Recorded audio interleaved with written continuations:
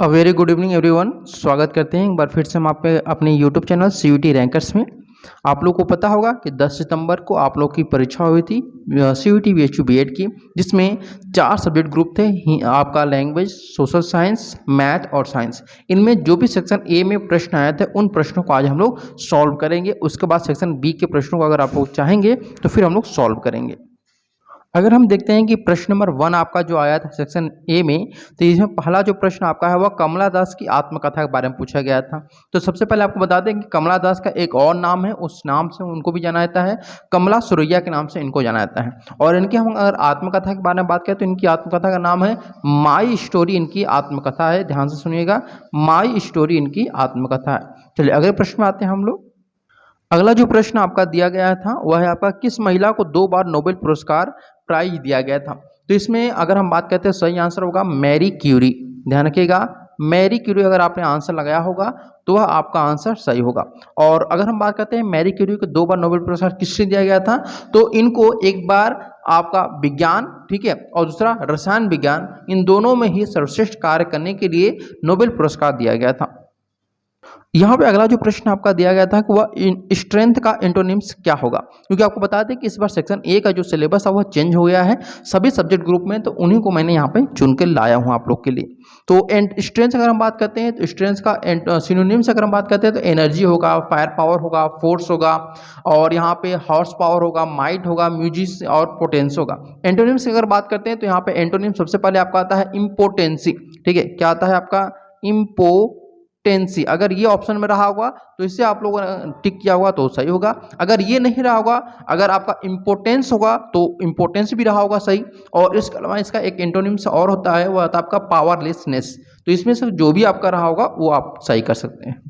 अगला जो प्रश्न आपका है वह जीके से था प्रश्न। यहाँ पे देखिए तुजग ए अकबरी, आपका तुजग ए अकबरी इसको बोला जाता है, इसका शुद्ध रूप का। इसको बाबर नामा के नाम से भी जाना जाता है, आप लोग जान लीजिए, इसको बाबर नामा के नाम से जाना जाता है। और अगर हम बात करते हैं बाबर नामा किसके द्वारा लिखा गया था, तो यह बाबर की आत्मकथा थी। ठीक है, बाबर की आत्मकथा थी और यही इसके लेखक थे। इसमें बाबर ने अगर बात करते हैं किस भाषा में लिखा था इसको, तो इसने तुर्की भाषा में इसको लिखा हुआ था। ठीक है, किस भाषा में? तुर्की भाषा में लिखा हुआ था। चलिए अगले प्रश्न पे आते हैं आप लोग। अगला प्रश्न आपका है कि मसौदा समिति के सदस्य कौन थे। तो सबसे पहले आपको बता दें कि अगर आपका प्रश्न यहाँ से एक और चीज़ बता दें कि मसौदा समिति जो बनाई गई थी वह 1947 में, यानी 29 अगस्त 1947 में यह मसौदा समिति बनाई गई थी 1947 में। और किसके कह सकते हैं कि जो इसके अध्यक्ष थे वह कौन थे, तो उनके अध्यक्ष जो थे आपके बाबा साहेब अम्बेडकर जी थे। ठीक है, अम्बेडकर जी। और अगर यहाँ पे चूंकि आपका सदस्य पूछा गया है तो ये ध्यान लीजिएगा कि ये सदस्य थे अम्बेडकर जी। ठीक है, और जो सदस्य थे उनमें सदस्य बहुत सारे थे, जिसमें आपका कन्हैयालाल मुंशी, मोहम्मद सादुल्ला, अल्लादी कृष्णा स्वामी अय्यर, और उसके अलावा गोपाला स्वामी थे, और उसके अलावा अयंगर जी थे, और एन माधव राव जी थे, पूना राव थे, और टीटी जी थे। ये सभी के सभी क्या थे? मसौदा समिति के सदस्य थे। इनमें से जो भी ऑप्शन रहा होगा वो सही कर सकते हैं आप लोग। अगला जो प्रश्न आपका है कि अशोक के शिलालेख को किसने और कब पढ़ा था। तो अगर हम बात करते हैं किसने पढ़ा था, तो यहाँ पे आंसर हो जाएगा जेम्स प्रिंसेप।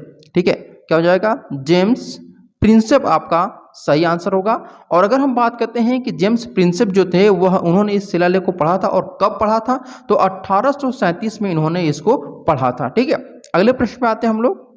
देखिए यहाँ पे सही आंसर होगा कि वॉइस ऑफ इंडिया के लेखक कौन है। तो वॉइस ऑफ इंडिया का जो प्रकाशन था वह दादा भाई नौरोजी के द्वारा किया जाता था। ठीक है, दादा भाई नौरोजी के द्वारा किया जाता था। और अगर हम बात करते हैं कि इन्होंने 1851 में एक और कह सकते हैं कि प्रकाशन किया था समाचार पत्र का, उसका नाम था राष्ट्र गुप्तार। ठीक है, राष्ट्र गुप्तार नामक एक समाचार पत्र का भी इन्होंने प्रकाशन किया था और सन 1851 में इसका प्रकाशन किया था। तो इसका सही आंसर हो जाएगा वॉइस ऑफ इंडिया के लेखक कौन है, तो वह नौरोजी जी आपका सही आंसर हो जाएगा। अगले प्रश्न पे आते हैं हम लोग।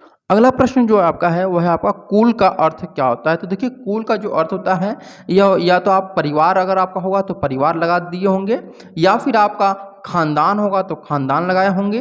ठीक है, या फिर अगर आपका खानदान, ठीक है, अगर आपका यहाँ पर वंश ऑप्शन दिया रहा होगा तो वंश पे आप लोगों ने टिक लगाया होगा, यही आपका सही आंसर होगा। अगले प्रश्न में आते हैं कि जैमिनी का संबंध किस वेद से था। देखिए यहाँ पे जो प्रश्न आपका है कि जैमिनी का संबंध किससे था, तो आपको बताना चाहेंगे कि यहाँ पे थोड़ी गलती आपका लिखा गया है, ये आपका जैमिनी होगा, ठीक है। तो ये आपका जो संबंध ये बताया जा रहा है कि जैमिनी का संबंध किससे है, तो आपको बता दें कि जैमिनी थे पहले कौन। तो जैमिनी एक प्राचीन भारतीय विद्वान थे जिन्होंने हिंदू दर्शन, ठीक है, हिंदू दर्शन, यहाँ पे किसी चीज मैं क्लियर करता जाऊं क्योंकि हो सकता है कि एनटीए द्वारा कुछ प्रश्न गलत भी दिए गए होंगे। तो जैमिनी हिंदू धर्म के मीमांसा स्कूल की स्थापना की थी और वह जो हमारे वेद व्यास जी हैं उनके शिष्य भी थी ये, ठीक है। और इन्होंने ही स्थापना की थी मीमांसा की, ठीक है।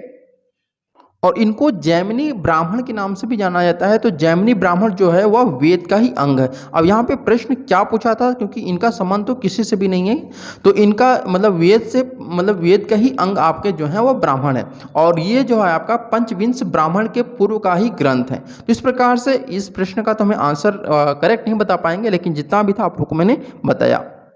अब देखिए यहाँ पे जो दिया गया शब्द है कि कैप्टिवेटिंग का सिनोनिम्स, कैप्टिवेटिंग का सिनोनिम्स बहुत ज़्यादा होता है, चाहे वह एल्यूरिंग हो, ठीक है, एल्यूरिंग, और इसमें से कोई भी ऑप्शन हो सकता था, एल्यूरिंग या फिर अपीलिंग भी होता है, अट्रैक्टिव भी होता है, बेविचिंग भी होता है, और यहाँ पे कैरिस्मेटिक भी होता है, चार्मिंग भी होता है, एल्फिंग होता है, इंचेंटिंग होता है। और इसमें से कौन सा था आपका कैप्टिवेटिंग का सिनोनिम्स, वो आपको पता होगा, जो मैंने आपको ऑप्शन बता दिए हैं। अगला प्रश्न आपका यहाँ पे दिया गया है, प्रश्न नंबर यहाँ पे 11 दिया हुआ है कि भारत के वर्तमान में आर्थिक सलाहकार कौन नियुक्त हुआ है।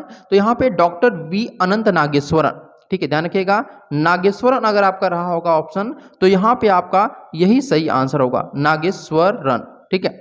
इनका पूरा नाम है डॉक्टर वी अनंत नागेश्वरन, और ये देश के नए मुख्य आर्थिक सलाहकार के रूप में नियुक्त हुए हैं। अगर हम बात करते हैं इनके बारे में, तो डॉक्टर वी अनंत नागेश्वरन इससे पहले हमारे प्रधानमंत्री मोदी जी के आर्थिक सलाहकार परिषद के सदस्य भी रह चुके हैं, और जब ये सदस्य थे उस समय जो आर्थिक सलाहकार थे वो अरविंद सुब्रमण्यम भारत जी थे, ठीक है, जो कि आपके भारत के वित्त मंत्रालय के कह सकते हैं कि सलाहकार के रूप में कार्यरत थे। लेकिन वर्तमान समय में यह जो है, वर्तमान समय में डॉक्टर वी अनंत नागेश्वरन ही हमारे देश के मुख्य सलाहकार हैं। प्रश्न नंबर 12 यहाँ पे दिया हुआ है कि हिंदी साहित्य का इतिहास किसने लिखा है। सभी को पता होगा, आचार्य रामचंद्र शुक्ल, ये सभी के जुबान पर भी रहा होगा। हाँ, अगर इससे संबंधित कुछ अलग प्रश्न पूछा होगा तो आप लोग जरूर कमेंट बॉक्स में कमेंट कर सकते हैं, और अगर कोई भी प्रश्न छूट गया होगा तो आप लोग कमेंट करके वो प्रश्न भी आप लोग पुट कर सकते हैं। अगला प्रश्न आपका दिया हुआ है कि शिवालिक श्रेणी के अन्य नाम क्या हैं। तो आपको बता दें कि शिवालिक श्रेणी को बाह्य हिमालय के नाम से भी जाना जाता है। आप लोग को पता होगा कि इसे बाह्य हिमालय के नाम से भी जाना जाता है। अब हम बात करते हैं कि जो शिवालिक श्रेणी है, यहाँ पर हिमालय पर्वत का सबसे दक्षिणी और भौगोलिक रूप से युवा भाग यह है, क्योंकि पश्चिम से पूर्व तक फैला हुआ है, ध्यान रखिएगा।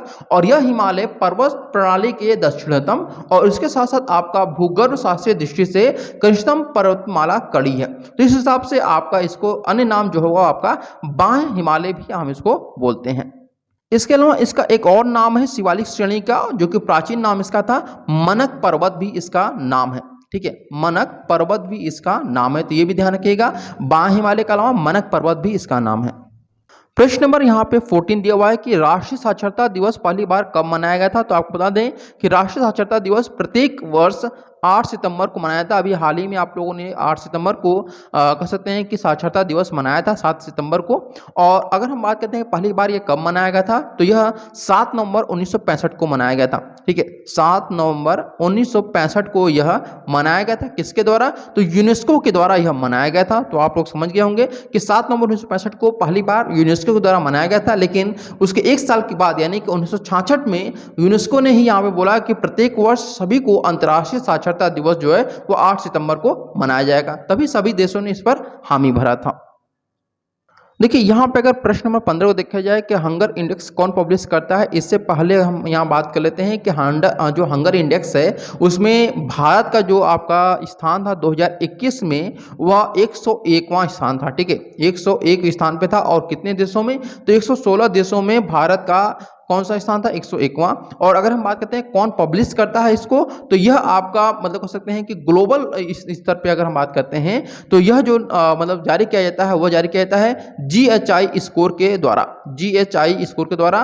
और किसके द्वारा जारी किया जाता है, तो IFPRI के द्वारा।